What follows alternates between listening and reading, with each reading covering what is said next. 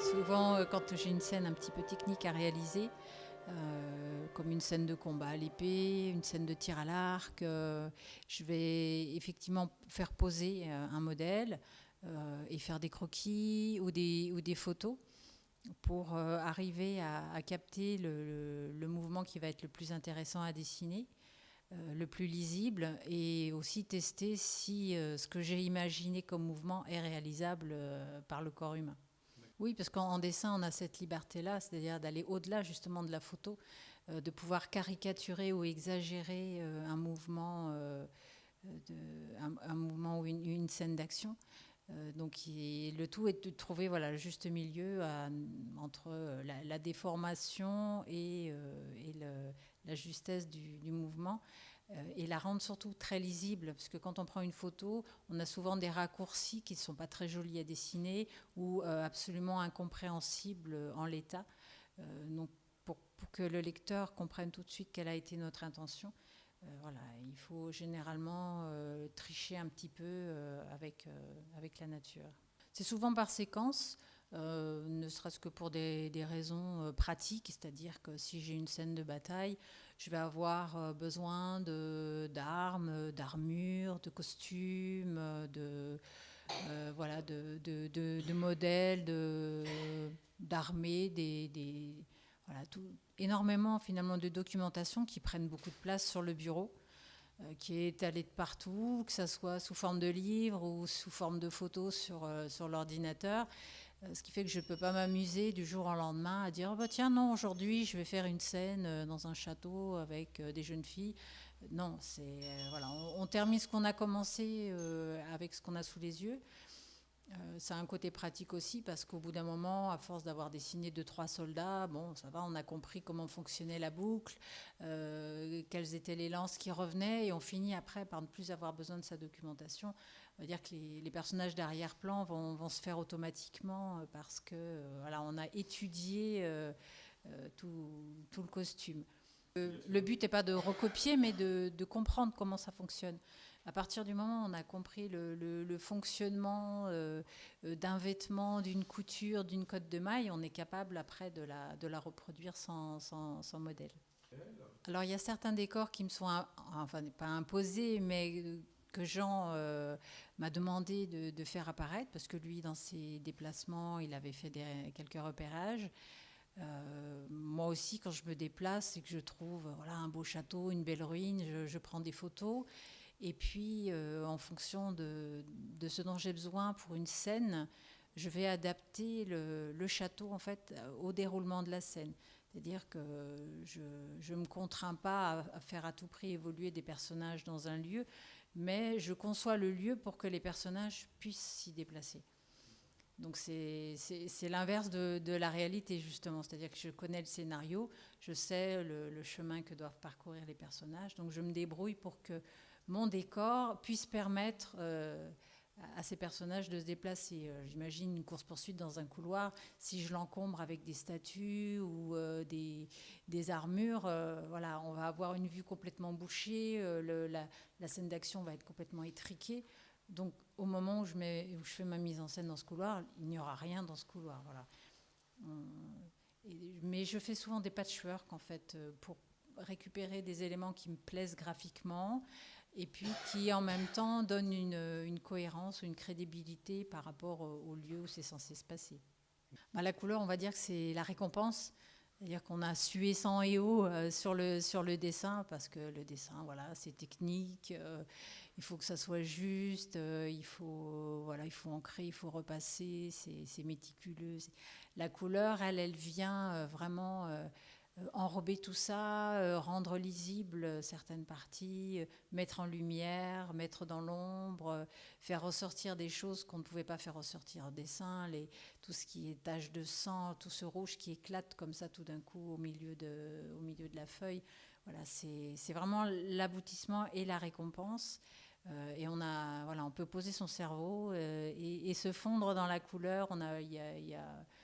Enfin, en ce qui me concerne, j'ai beaucoup moins d'angoisse quand je me lance dans la couleur que quand je me lance dans le dessin. Comme j'utilise de l'aquarelle, je veux dire que je ne prends pas trop de risques parce que L'aquarelle, c'est une technique où on monte progressivement en fait les tonalités et la densité de la couleur. Donc on commence très, très pâle, très doucement, en laissant des zones de lumière et petit à petit on fonce.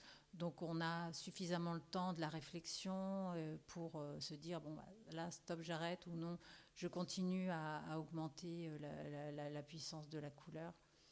Et tant que c'est une technique humide, très humide, donc tant que le papier est mouillé, on a le temps de retravailler dessus, on a un petit peu de repentir. Et ce qui est aussi magique dans l'aquarelle, c'est qu'il y a des accidents, parce que ce sont des pigments naturels ou des pigments avec des métaux lourds, ou voilà, il y a beaucoup de chimie qui fait que on a toujours des surprises. On a des effets de matière, des effets de transformation de couleurs qu'on ne maîtrise pas toujours et qui font que tout d'un coup, y a un petit miracle se produit et là on stoppe, on s'arrête. Et bon, les sèche-cheveux, vite, on fixe tout ça et on n'y touche plus. Tu les recherches, ces accidents comme ça? Ou ça arrive quand ça arrive? Non, non, on ne peut pas du tout le contrôler. On sait qu'évidemment, il y a certaines teintes, quand on les mélange entre elles, il va y avoir des trucs bizarres qui vont se passer. Donc on réserve plutôt ça, voilà, à des scènes un peu de magie. Mais c'est vrai que parfois on a des surprises totales de réactions entre des couleurs qui vont se repousser tout d'un coup. Et alors soit bon, ça nous plaît pas et on passe la planche sous le robinet du lavabo, soit on le fixe avec le sèche-cheveux parce qu'on trouve que c'est beau et qu'on le laisse. J'aime la couleur parce que justement c'est de la couleur, donc c'est vrai que j'ai tendance un petit peu à charger la mule au niveau pigment. J'aime, voilà, quand c'est vraiment coloré. C'est plus difficile pour moi de faire quelque chose de pastel ou de monochrome. Mis à part, voilà, les scènes, il y a quelques scènes qui se passent en flashback, où là j'ai travaillé effectivement en bichromie. Mais oui, j'ai plutôt tendance, voilà, à vouloir mettre de la couleur et à utiliser la couleur comme si c'était un élément narratif. Ça s'en est un peu ça. Non, Jean, c'est vraiment un scénariste, donc il a construit son histoire. Après, il laisse son dessinateur ou son coloriste s'exprimer, mis à part les précisions jour ou nuit pour certaines scènes. Ou une volonté ou un souhait, par exemple la scène de début du tome 2, voilà, qui se passe complètement dans les rouges, ça c'était une volonté de Jean. Moi j'aurais pas du tout fait ça comme ça, parce que le rouge c'est vraiment une couleur assez difficile finalement à maîtriser, surtout une scène de nuit dans les rouges, voilà, c'était un défi. Mais bon, comme c'était un souhait de sa part, je l'ai exaucé. Mais de moi-même, je ne serais pas du tout partie dans ces tonalités-là. Donc voilà, mis à part des souhaits très particuliers de gens, la plupart du temps, je fais un petit peu à mon idée et à mon ressenti. D'accord. Non, parce que justement, c'est pour ça que je disais que la couleur, j'enlevais vraiment mon cerveau pour après me faire plaisir dedans. C'est parce que je sais que dessous, tout est bien construit, tout est bien placé, et que vraiment, je n'aime pas vraiment à me préoccuper où ma couleur va s'arrêter. Voilà, c'est défini. J'ai un contour, donc je le remplis. Ça simplifie en fait mon travail de couleur. Ça me fait une petite béquille. Voilà, parce qu'il y a beaucoup d'auteurs, effectivement, quand ils mettent en couleur leur planche, ils ont laissé par exemple les arrière-plans complètement blancs et ils vont se charger de faire les arrière-plans uniquement à la couleur. Donc comme ça, sans filet finalement, sans crayonner. Donc moi, je me fais ma petite sécurité avec quelques petits traits de crayon, justement pour savoir, ah là, il y a encore quelques arbres, quelques branches qui dépassent, ou la silhouette d'une fenêtre. Tu l'utilises comme un complément et pas comme un dessin à part entière en fait. Oui, oui, oui, c'est mon aide pour la couleur. Les arrière-plans, c'est une aide pour la couleur. C'est très difficile pour un dessinateur, je pense, de vraiment d'avoir du recul sur son travail, parce que sur le moment, voilà, il y a une certaine satisfaction à avoir terminé et regardé. Et puis le lendemain, on a un œil neuf, une nouvelle vision des choses, et finalement, on va voir que ce qui ne va pas. On va dire, ah non, là, finalement, j'aurais dû faire cette couleur-là. Oh non, finalement, là, j'aurais dû faire ce trait-là.